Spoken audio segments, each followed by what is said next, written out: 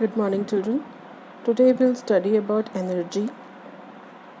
As you have studied earlier in your 7th standard, in fact, in 7th standard, you have studied a lot about energy. There was a whole chapter about it. So, you know that energy is the ability to do work. Okay? As you say very often when you are doing some work, you say that I don't have much energy now, or now I have a lot of energy to do something. Okay? So, it is the ability to do work. Then the SI unit of energy is joule. This you have already studied in class 7th. And energy has many forms. So in class 7 you have studied a lot of forms of energy. What were they? First was mechanical energy, chemical energy, then solar energy, hydro energy. There were a lot of forms of energy that you have studied in class 7. And the mechanical energy had two forms, kinetic energy and potential energy. Here we will study in this class how to calculate kinetic energy and potential energy. So if you remember, kinetic energy is basically the energy of a body due to motion. Whatever energy a body is having due to its motion, that is called kinetic energy. You remember we were studying that when a moving car will have kinetic energy, while say water stored in a tank will have potential energy. Remember we had studied all these things.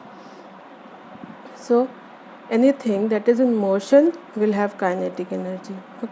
So kinetic energy depends on two things, basically mass and velocity, right? So anything that has mass and has velocity will have kinetic energy, right? So a running suppose you have a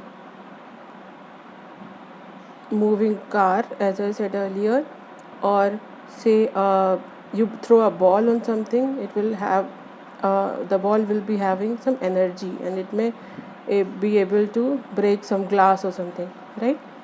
Or you just throw a stone, it will have a lot of energy, but a stone kept over somewhere, just kept over somewhere, it will not be not having kinetic energy. So anything in motion will have a energy, and that is called kinetic energy. That you have studied, so it is pretty much clear to you all. You can also read it from your book. So they are also given some examples like rain falling on our head. So obviously the depending on the mass and velocity, the kinetic energy will change from one thing to another, right?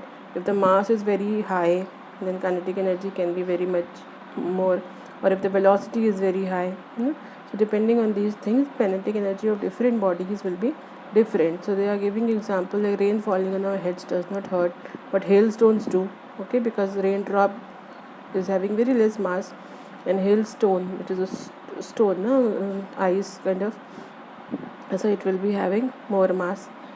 So kinetic energy depends on mass.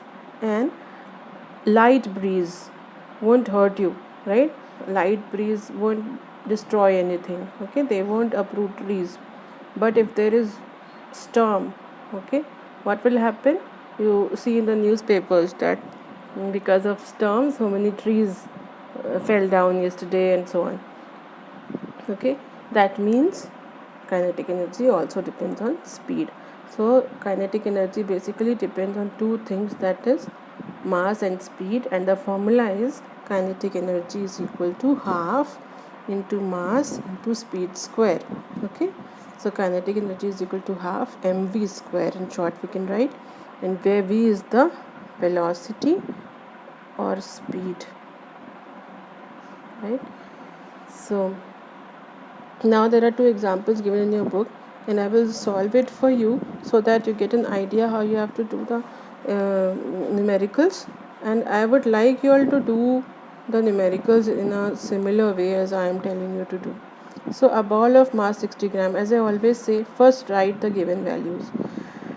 So what is given? Ball of mass 60 gram. That means what you have to write? m is equal to 60 gram, right? Then with the velocity 200, it is moving with a velocity 200 meter per second. What you have to find out? You have to find out the kinetic energy, right? So mass is equal to 60 gram. It is first we'll check the units now. So the unit of mass is in the CGS system, while the unit of velocity is given in SI units, right? So that means we need to convert this into SI units. So what is the SI unit of mass? Kg. 1 gram is equal to 1 upon 1000 kg. That means we will divide by 1000.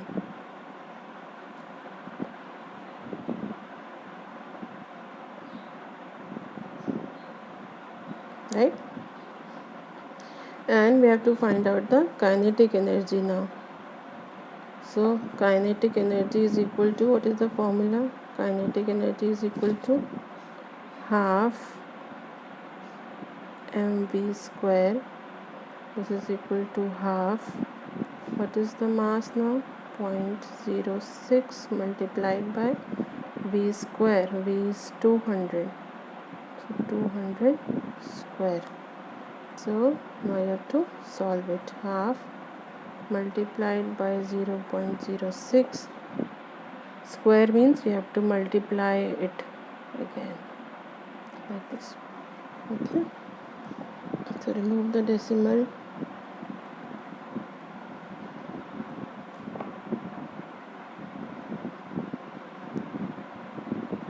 This will give you the answer 1200, right? This is how you are going to do.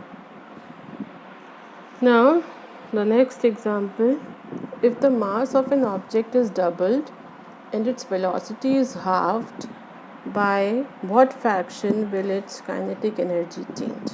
Okay, that means there are two conditions they are talking about. First, the initial one, whatever mass and velocity a body was having, and the second one, when the mass was doubled and velocity was halved. Okay, so for the first condition, let us consider this mass was m. So let us say that in first case we are writing m1. m1 is equal to m, v1 is equal to v. This we are supposed. You can write over here, let m1 is equal to m, v1 is equal to v. Now what is happening? What does the question say? According to question,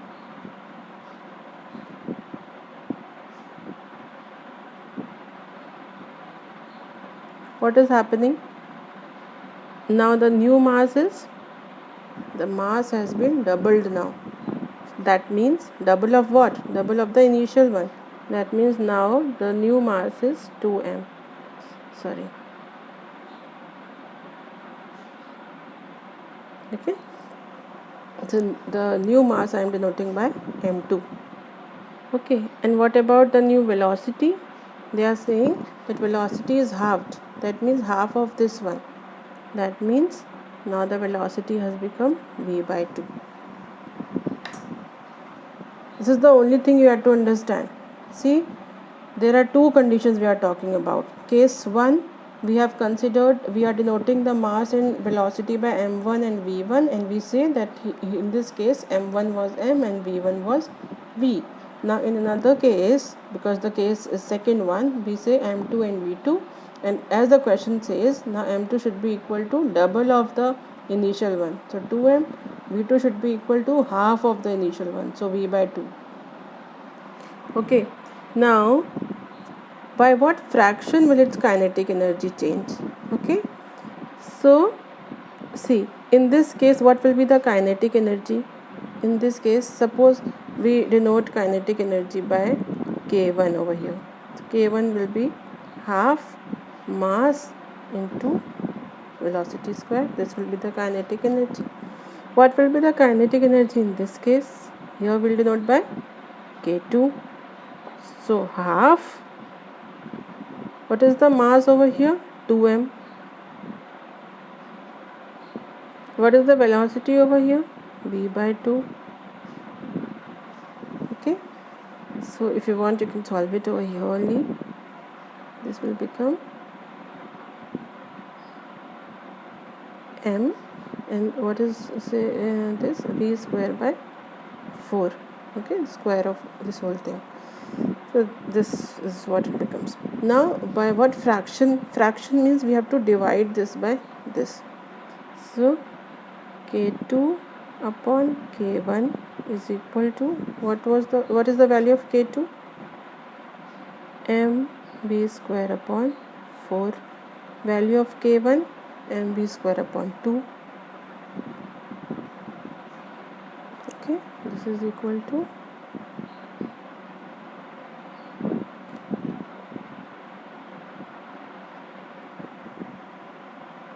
this whole thing will be cancelled out. So 1 by 2. That means by what fraction the kinetic energy will be halved now. So you can say that kinetic energy will become half. Okay, this is how you will do these kind of questions. Fine, that's all for today.